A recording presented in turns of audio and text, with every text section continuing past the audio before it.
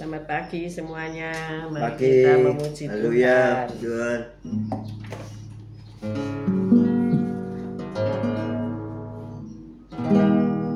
Oh Yesusku, Engkaulah Raja damai, Kau turun ke dunia,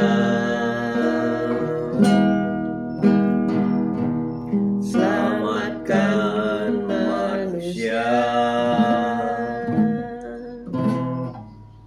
Oh Yesusku, Yesusku, Engkaulah penuh kasih,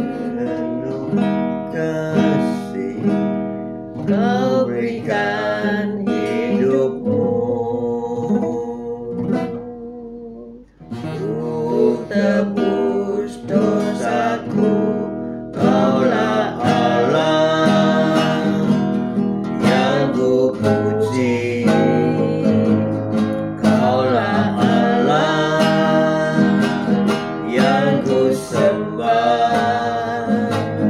Kemuliaan bagi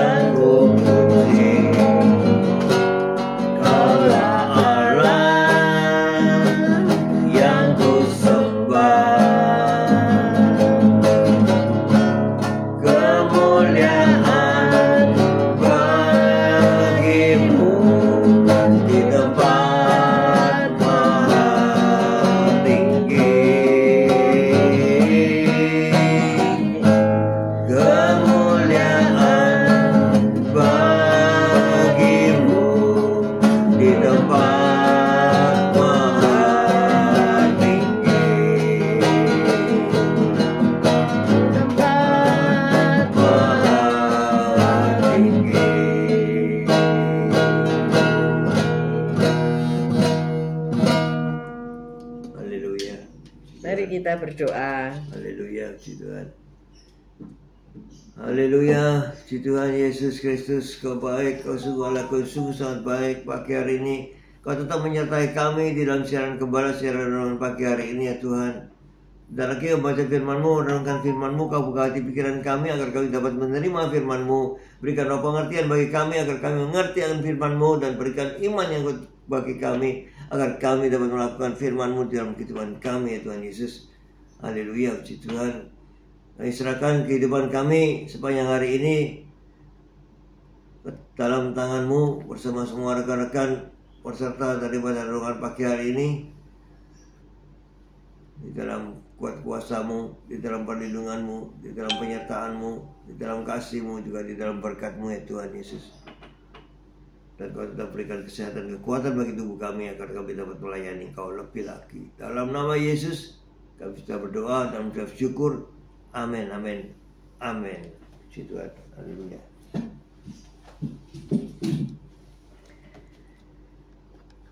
Shalom Bu Foni, shalom Pak Paulus Hartono, shalom Bu Reni, Pak Fran, shalom Indah, shalom Lora, shalom Bu Wanda, shalom Pak Budi Utomo, shalom Bu Viken, shalom Pak Henry, shalom Bu Rita Irawati, shalom Pak Mei, shalom Bu Saiman, Pak Saiman. Selamat pagi semuanya.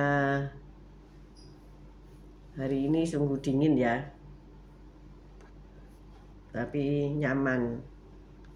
Karena biasanya panas menjadi tidak nyaman. Mari kita baca 2 Raja-Raja 6 ayat 18 sampai 23.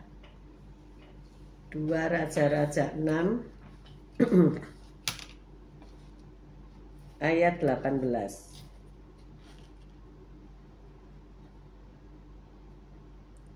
Dua Raja-Raja 6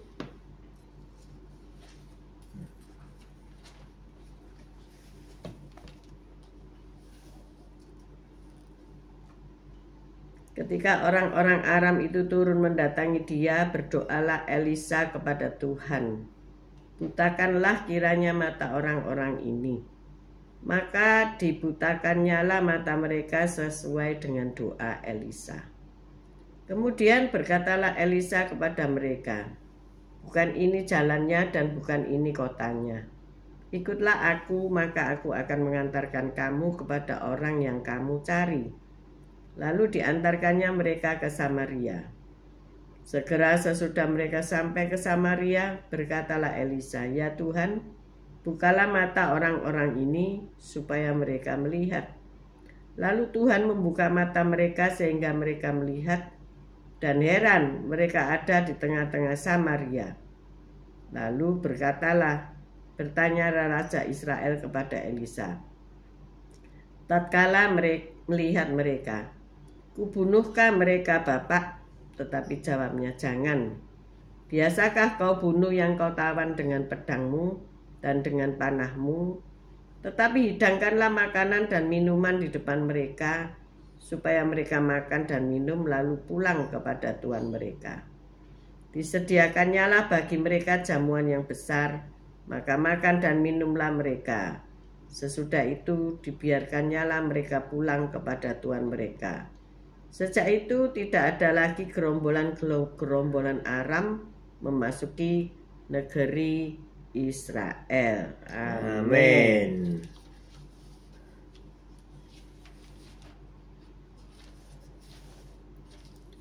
Di ayat 22 nanti ya, 2 Raja-Raja 6 ayat 22.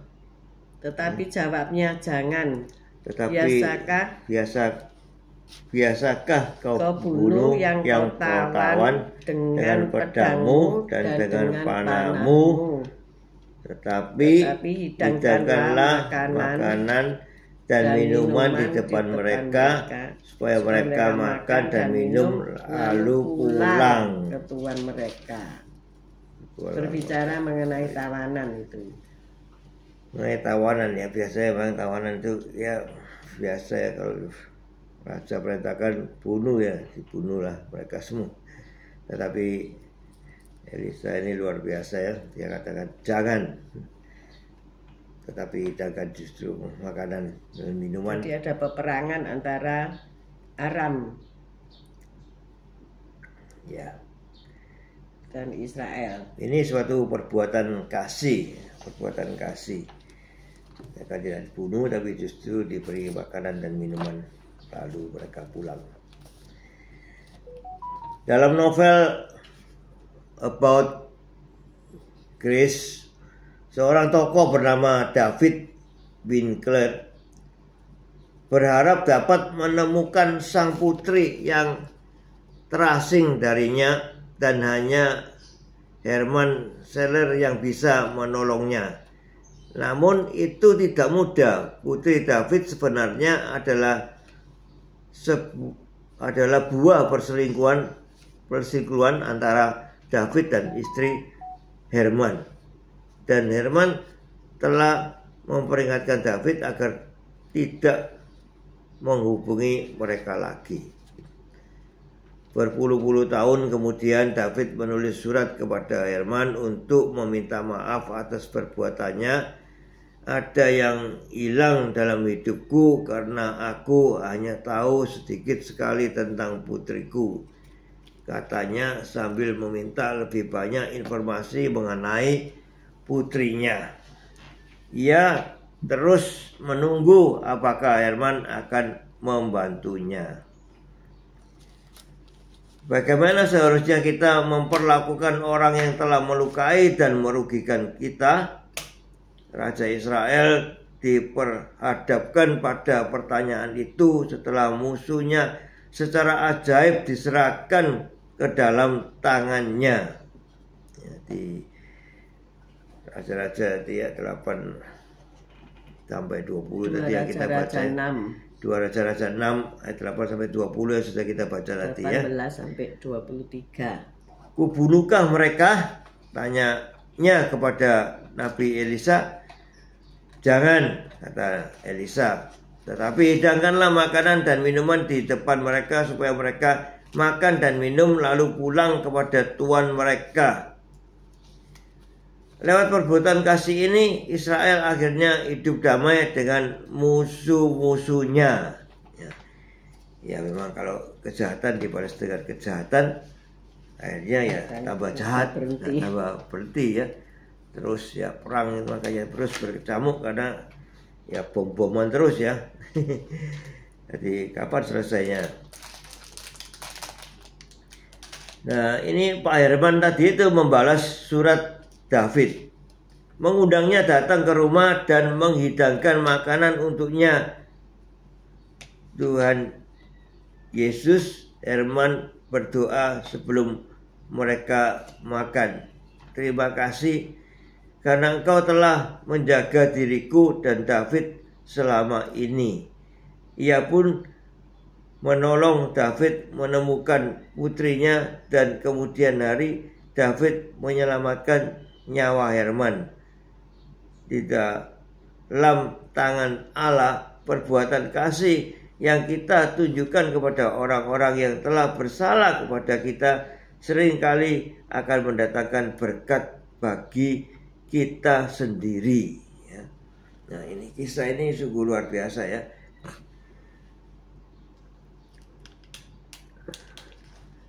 David dan Herman ya. David ini kepingin ketemu dengan ketemu dengan anaknya, hasil perselingkuhan dengan istrinya Pak Herman. Nah, ini luar biasa ya. Apakah Pak Herman ini bisa mengampuni perbuatan David yang telah menyelingkuhi istrinya, menghasilkan seorang putri ya. Dan David ini ingin ketemu dengan putrinya, tapi bagaimana caranya? Dia kan harus ke rumahnya Pak Herman. Dan ini sungguh besar jiwa dari Pak Herman ini. Dia akhirnya bisa mempertemukan David dengan putrinya. di ujung cerita ini akhirnya David ini menolong, nggak tahu ada peristiwa apa ya, sehingga Herman ini ditolong oleh David ya. Akhirnya kasih juga dibalas dengan kasih ya. Jadi kalau kita mengasihi, justru kita saling terus berperang ya. Walaupun itu perang dingin ya, tapi tetap perang ya. Jadi kita harus mempunyai kasih ya. Tuhan telah ajarkan kasih kepada kita untuk mengasihi sesama. Ada pelepasan pengampunan bagi orang yang bersalah kepada kita. Bisakah kita dengan hati yang besar atau jiwa yang besar, yaitu mengampuni orang yang bersalah kepada kami ya. Haleluya, puji Tuhan. Di sini ada pertanyaan, yaitu perbuatan kasih, siapa yang pernah menggugah hati Anda di masa lalu? Adakah perbuatan kasih dari seseorang yang menggugah engkau di masa lalu? Perbuatan kasih seperti apa yang dapat Anda teruskan kepada seseorang hari ini? Perbuatan apakah apa perbuatan kasih apa kita yang pernah kita lakukan pada seseorang? Atau hari inilah kita setelah dapatkan firman tentang kasih ini, bisakah kita mempraktekkan kasih hari ini? Tuhan ya. Tuhan Yesus, berilah hikmat dan kekuatan kepadaku hari ini untuk menunjukkan kasih kepada mereka yang telah merugikanmu, merugikan aku ya. Ini ya, hari ini saya ada ini Natalan bersama saudara-saudara saya ya di rumah saya. Nah itu biasanya kalau kita kumpul-kumpul itu, habis omong-omong itu kadang-kadang ada omong-omongan yang tidak mengenakan. Ya, akhirnya kita kumpul-kumpul itu tidak jadi suatu berkat, tapi hasilnya pertengkaran ya. Karena itu ya biasa saudara, kalau jauh masa lalu ya, kalau jauh itu kita kasih ya, kalau dekat kita jadi musuh ya. Jadi, jauh bau bunga, dekat bau bangkai. Kata-kata begitulah ya. Terus ada yang mengungkit-ungkit masa lalu. Nah ini mulai kita saling mengungkit masa lalu. Kamu dulu gini pernah buat gini lah. Kalau satunya tidak mempunyai kasih untuk mengampuni ya kalau aku dulu salah ya maafkan aku lah ya. Ini hari yang penuh kasih ya, kita merayakan Natal bersama ya. Ini momen yang bagus ya, kita saling mengampuni, saling mengasihi satu dengan yang lainnya ya. Ini kesempatan yang baik kalau engkau ya dengan saudara-saudara ini tidak bisa ya melupakan gaul dengan baik, terus melupakan masa-masa lalu yang mungkin menyakitkan ya. Jadi ya itulah kesempatan momen saat ini ya. Jadi kita saling memaafkan, saling mengampuni ya. Jadi ada kasih di antara kita ya. Tuhan itu begitu kasih ya. Tuhan sudah mengikat kita dengan tali kasih yang kokoh ya, sehingga tidak tercerai-berailah kita ya, saudara-saudara kita sesama itu ya. Jadi kita bisa belajar dari kasih Kristus ya, sehingga kita bisa mengasihi saudara-saudara kita walaupun mereka kadang-kadang bencet itu ya.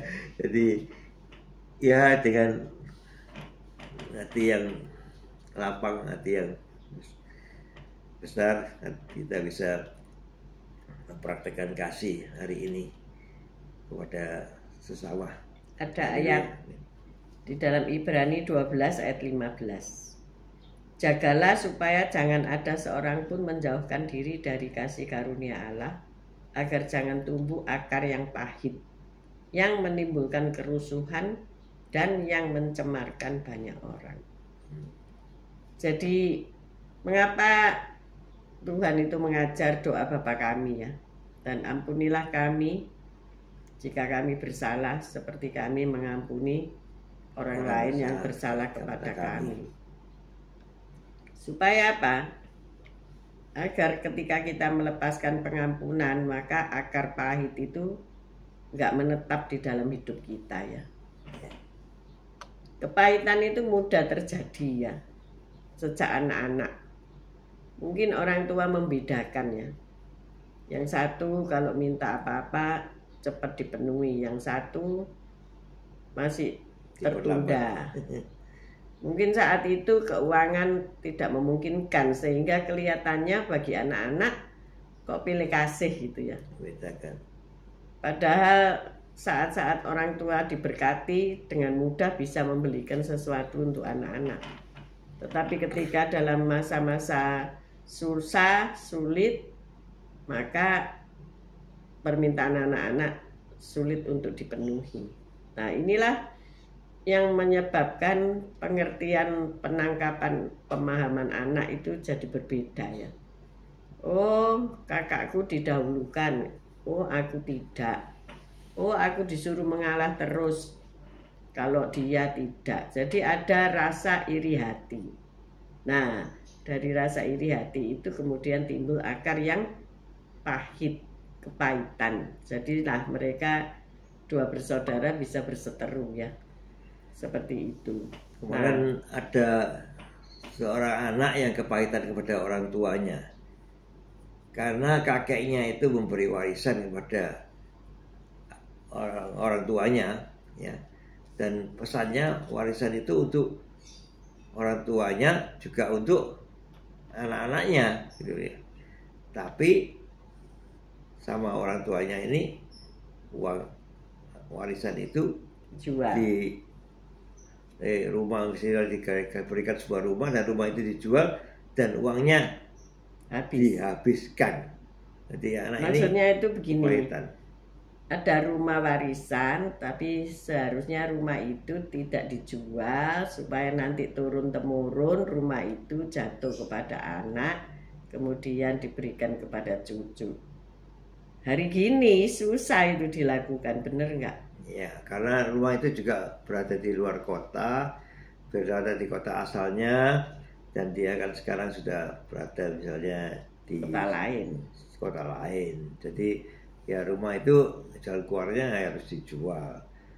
Tapi dibuat usaha kan, tapi usahanya gagal sehingga habislah uang warisan tadi itu, sehingga anaknya ini agak kecewa dengan bapaknya ya, terus berseteru dengan bapaknya karena dia menganggap papa ini tidak benar gitu ya. Uang hasil itu tidak sampai ke anak, sampai bapak sudah dihabiskan gitu loh. Jadi anak ini tidak merasa gimana sama orang tuanya ini ya, dia tetap mengatakan papa salah. Jadi nah, terus saya katakan ya nggak ada berhentinya. Jelek-jeleknya papa itu ya tetap papamu. Jadi kamu ya harus melepaskan pengampunan, mengampuni. Ayo ada momen Natal ini, ayolah nanti kamu pulang ragu dan papamu minta maaf. Ya, jadi sehingga ada pemulihan ya, tapi anak ini katakan ya tapi butuh waktu. Nah berarti dia tidak mau melakukan sekarang ya. Padahal di Alkitab itu tidak ada kata nanti, besok, itu tidak ada. Sekarang, hari ini kau lakukan. Jika engkau mendengarkan suara Tuhan Allahmu, ya kan? Jika engkau mendengarkan suara Tuhan Allahmu, lakukan hari ini ya. Jadi momen Natal momen spesial ya dalam hidup kita ini ya. Karena Yesus sudah dilahirkan, sudah menjadi terang, kita harus menjadi terang juga. Amin. Ya, amin. Jadi akhirnya ya masih butuh waktu untuk mereka bisa melakukan konsiliasi, itu pemulihan terjadi, pemulihan keluarga terjadi. Gitu. Nah itu. Jadi yang mau waktu sekarang untuk dipulihkan ya do it now. Iya. Kalau waktu besok mungkin tidak keburu ya. Lain lagi ceritanya. Ceritanya mungkin berkembang, kita nggak tahu. Perseteruan itu tambah besar, mungkin bisa terjadi.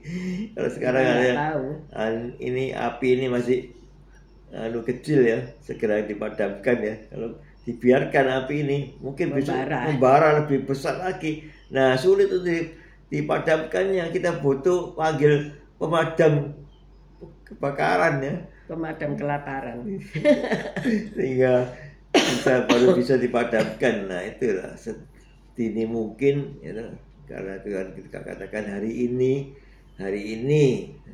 lepaskanlah pengampunanmu, kasihilah saudara-saudaramu, kasihilah terutama musuh-musuhmu ya. Kalau kita mengasihi musuh itu seperti apa? Kita menaruh bara api di atas kepalanya ya.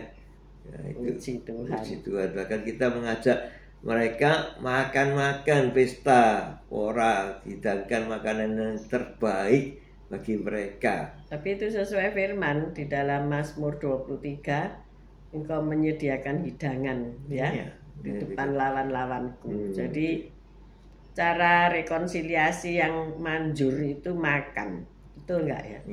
Makan-makan, mengundang makan-makan, apabila direspon jadilah rekonsiliasi. Sebab rekonsiliasi itu harus dengan ada harga yang harus dibayar. Seperti Yakub dan Esau mau rekonsiliasi, ada harta yang harus diberikan ya. Itu butuh waktu berapa puluh tahun itu, sampai 20. Anaknya besar baru dia datang, ujuk-ujuk datang ke minta maaf ya. Ya jangan sampai 20 tahun, mungkin orang yang dimintai maaf sudah raib, sudah pulang ke rumah bapak ya. Iya, dia juga itu ada anunya ya, dia ada maksudnya. Dia kalau tidak bisa mengampuni dia tapi melihat anak-anaknya dan keluarganya, ya jadi lululah hati ini gitu. Ya wis tak ampuni gitu. Yakub memang punya strategi yang lihai ya. Dia bawa keluarga besarnya. Karena dia ini kan Yakub, namanya artinya penipu, diganti namanya jadi Israel. Tapi orang yang nipu itu kan punya strategi untuk menipu ya. Jadi dia pun juga mengatur strategi untuk rekonsiliasi itu ya. Mengatur barisan sedemikian rupa, tapi dia paling belakang ya.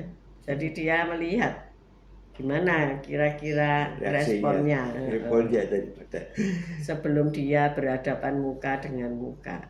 Mungkin kalau langsung frontal itu mungkin juga tidak baik juga ya. Tetapi karena pakai cara-cara yang cukup apa ya, dengan hikmat ya, luar biasa ya. Luar biasa. Dia bawa rombongan keluarganya itu loh, kamu masih bonceng itu dia. Akhirnya kamu bisa mencairkan hatimu lihat anaknya yang mungkin lucu-lucu, anaknya ganteng-ganteng, cantik-cantik. Ya itu bisa mengubah ya. Ketika banyak orang yang menikah tidak disetujui orang tua, tapi ketika mereka melahirkan anak dan orang tua melihat cucu-cucunya, itu luluh hatinya ya. Meluluhkan hati orang yang keras itu juga tidak gampang ya. Semua itu tidak gampang, makanya tadi dua raja-raja kan dibutakan matanya supaya dia diajak ke Samaria, dia nggak tahu gitu ya. Jadi inilah semuanya perlu dengan hikmat ya. Maka dari itu hari ini jika di antara kita masih ada yang berseteru dengan saudara-saudari, masih ada yang berseteru, ada yang tidak enak-enakan hati, terlebih bagi orang yang sudah dikhianati gitu ya. Seperti kisah novel tadi, sudah berkhianat. Tidak gampang itu. Mungkin dimintai maaf, ditampel ya tangannya ya. Tetapi Anda sudah minta maaf. Anda sudah melakukan firman. Biarlah nanti Tuhan mengubahkan hati yang masih belum bisa menerima maaf saudara ya. Next time bisa diulangi lagi, minta maaf lagi. Sampai diterima. Sampai diterima, iya. Jangan cemu-cemu ya. Ya jangan cemu-cemu, kita mendoakan mereka ya. Jadi mereka punya hati menjadi luluh. Dan memang harus ada harga yang harus dibayar. Ya. Kerugian-kerugian apa yang harus dikembalikan, seperti Yakub mengembalikan kepada Esau hartanya ya, ternaknya. Ini punya siapa? Punya tuanku. Maksudnya itu diberikan kepada Esau kan begitu ya. Tapi Esau juga nggak mau karena sama-sama sudah kaya ya. Jadi inilah happy endingnya ya. Hari ini Natal supaya happy ending ya. Siapapun yang ada masalah pasti happy ending. Mungkin hari ini, mungkin besok masih pertemuan keluarga, pertemuan sanak saudara ya. Ayo bikin happy ending. Amin. Amin. Sebab firman berkata, sedapat-dapatnya kalau perdamaian itu tergantung daripadamu, usahakanlah ya. Usahakan perdamaian. Dimana itu sedapat-dapatnya kalau itu bergantung pada kita. Kita yang mengusahakan perdamaian. Amin. Amin. Mari kita berdoa. Haleluya. Tuhan.